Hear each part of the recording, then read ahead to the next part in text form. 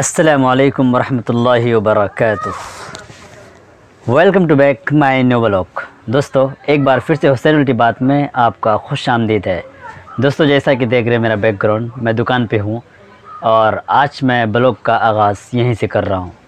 अभी मैं 2 दिन के लिए गया था सफ़र पे, सफ़र से आया तो फिर वही कंडीशन, जिस तरीके से मैं जब नहीं रहता हूँ तो दुकान की दाल खिचड़ी हो जाती है। देख लीजिए आप नीचे भी, फिर वही काम करना पड़ेगा। तो चलिए चलते, थोड़ा सा काम कर लेते।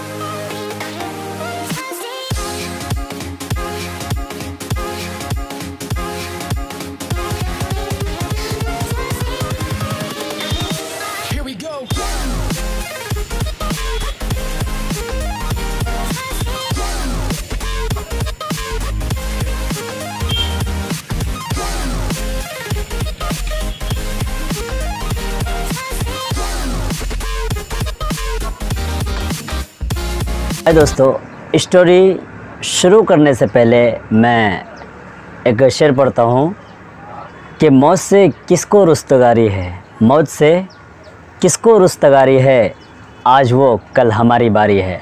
दोस्तों, हमारे पड़ोस में एक आदमी का डेथ हो चुका है, इंतकाल हो गया है।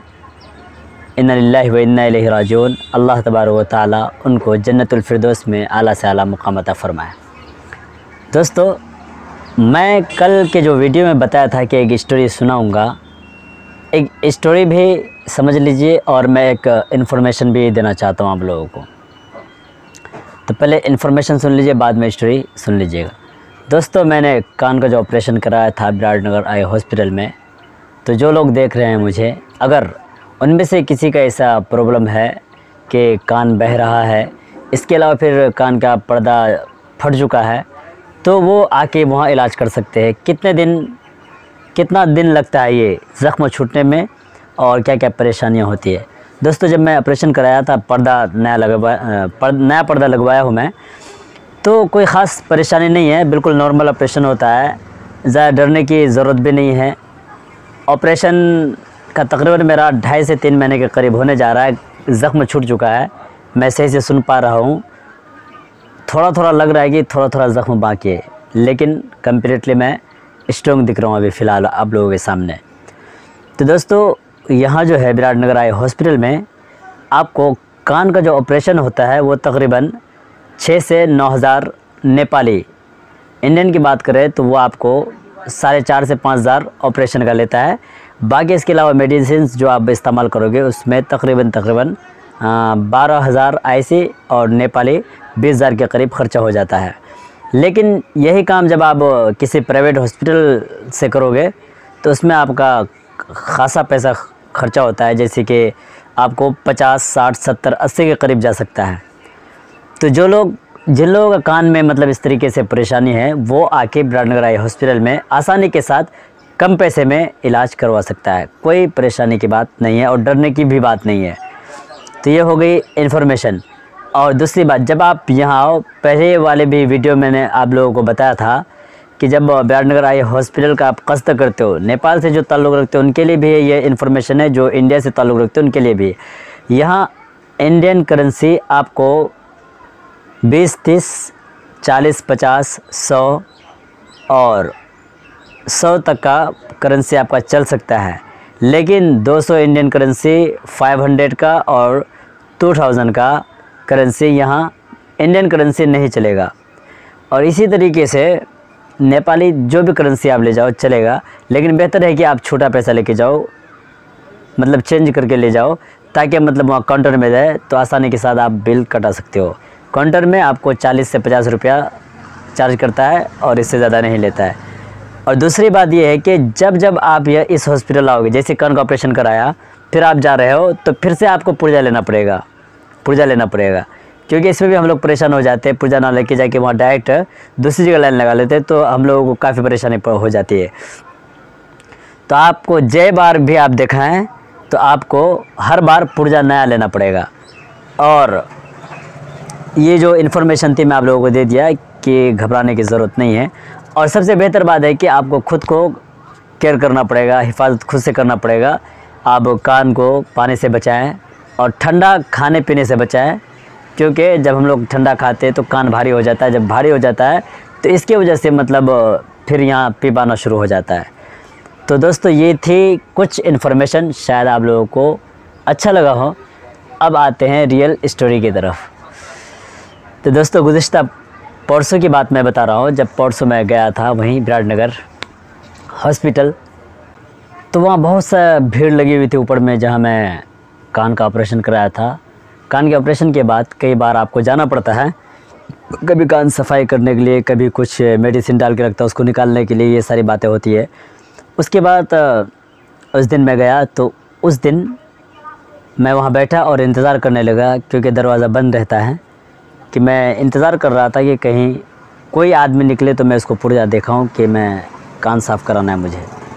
दोस्तों मैं इंतज़ार किया, तकरीबन 20-30 मिनट बाद एक नर्स आई। जब वो आई तो मैंने उनको पुर्जा दिखाया। फिर पुर्जा देखने के बाद बोली कि और कुछ देर वेट कीजिए। तो मैं तकरीबन फिर आधा घंटा वेट किया। वेट करने के बाद फिर मेरा नंबर आया। जब मेरा नंबर आया तो मैं जैसे एंट्री किया तो जो नर्स थी उसने कहा कि आप मास्क लगा लीजिए। तो मैं बोला मास्क नहीं है, कान का ऑपरेशन हुआ है। बोला ऑपरेशन हुआ तो ठीक हो गया होगा। तो मैं बोला अभी थोड़ी सी प्रॉब्लम है। तो फिर उसने कहा कि आप मोज़ा खोल लीजिए। तो शायद ऑपरेशन थिएटर के अंदर मोज़ा लगा के जाना बिल्कुल मना है, नहीं जाने देता है। तो मैं मोज़ा खोल लिया वहीं और बैग तक सब वहीं रख दिया। उसके बाद जब मैं अंदर एंट्री किया, जो मेन ऑपरेशन थिएटर के अंदर एंट्री किया, तो अंदर एंट्री करने के बाद मैं देखा वहाँ 5-6 नर्स बैठी हुई थी, सब आपस में गुफ्तगू कर रही थी। तो उसमें से एक नर्स बोली, जो मेरा कान साफ़ करने वाली थी, उसने कहा मुझसे कि आप लेट जाइए। तो मैं बोला ठीक है। जब मैं लेटने जा रहा था तो उस वक्त उसने कहा कि एक बार आप जय श्री राम बोलो ना। तो मैं बोला मैं नहीं बोलता। उसके बाद जैसे बोला कि मैं नहीं बोलता तो उसने कहा मुझसे कि मैं तो अल्लाह अकबर बोलती हूँ। तो मैंने कहा, तो उसने कहा कि मैं तो अल्लाह अकबर बोलती हूँ, लेकिन आप जय श्री राम क्यों नहीं बोलते हो। तो मैं बोला कि ठीक है बोलूँगा, पहले तुम कान साफ़ करो मेरा। का साफ़ कर रही थी, जैसे ही वो साफ़ करने लगी तो वैसे उनकी नज़र इसमें पे जैसे उनकी नज़र पड़ी तो वो चौंक गई, डर से गई। उसके बाद वो पीछे हट गई कि मैं आपका कान नहीं मतलब साफ़ करूँगी, आप कैमरा लगा के आए हो। तो मैंने कहा कि यार कैमरा वैमरा कुछ नहीं है, डर क्यों रही हो इतनी, ये बस। मैं बोला कि इसके बारे में बाद में बताऊँगा, कसम से बीच में ऐसे ही बोल दिया। तो ये बात बोला ना कसम से, तो थोड़ी देर के बाद मैं इसको हटा लिया। उसके बाद फिर बोली कि आप कसम क्यों खा रहे हो। तो मैं बोला कि पहले आप साफ़ कर लो, उसके बाद बात करते हैं बैठ के। तो साफ़ करने के बाद मैं बैठा, तो पहले उसने जो कहा कि कसम क्यों खाए, इसका जवाब दीजिए, और आप लोग इतना कसम क्यों खाते हैं, सबसे पहली बात। तो मैं बोला ठीक है इसका जवाब देता हूँ। तो मैंने मजाक में ही कहा, वहाँ कई नर्स थी, तो मैंने एक को टारगेट करते हुए कहा कि इसको मान लो रहिए। तो जिसको मैं बोला कि इसको गर्लफ्रेंड है, तो बोले नहीं मुझे मत बनाओ गर्लफ्रेंड। तो बोला बना नहीं रहा हूँ, मतलब कुछ देर के लिए समझ लो ना तुम मेरी गर्लफ्रेंड हो, ठीक है। और जिसने कहा था मुझे कि मतलब आप कसम क्यों खाए, तो उनको बोला कि तुम मेरी बहन बन जाओ, ठीक है। अब हम लोग दोनों साथ में हैं, कहीं जा रहे हैं, तो अचानक मेरे सामने से गुजरी, तो मैंने कहा ये जो जा रही है मेरी गर्लफ्रेंड है। तब वो कह रही कि कसम से गर्लफ्रेंड है। तो बात में बोलते कि बात को मतलब मजबूत करने के लिए कसम खाया जाता। तो मैंने उनको बोला कि इसीलिए मैं उनको मतलब एग्ज़ाम्पल के तौर पे बताया। तो उसके बाद तो उसने कहा कि अच्छा अब बोलूँ क्या जय श्री राम। तो उसने बोला कि नहीं, मत बोलिए जय श्री राम।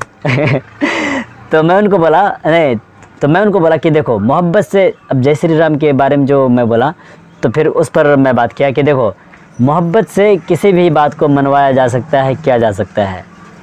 तो ये मैं बात बोल सकता हूँ, लेकिन क्या फ़ायदा। तो उसने बोली कि अच्छा ठीक है, नहीं बोलिए, मैं मजाक कर रही थी और कोई बड़ी बात नहीं है। तो ये छोटी सी मुख्तसर सी स्टोरी भी थी, शायद इसमें कुछ बात भी आपको अच्छी लगी हो। तो अगर अच्छी लगी तो लाइक कमेंट ज़रूर कीजिएगा।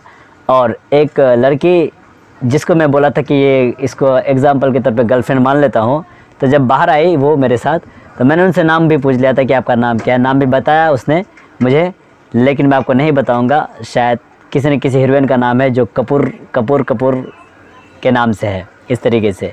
अगर आप गैस करें कि उसका नाम क्या हो सकता है तो आप कमेंट बॉक्स में ज़रूर लिख के बताइए।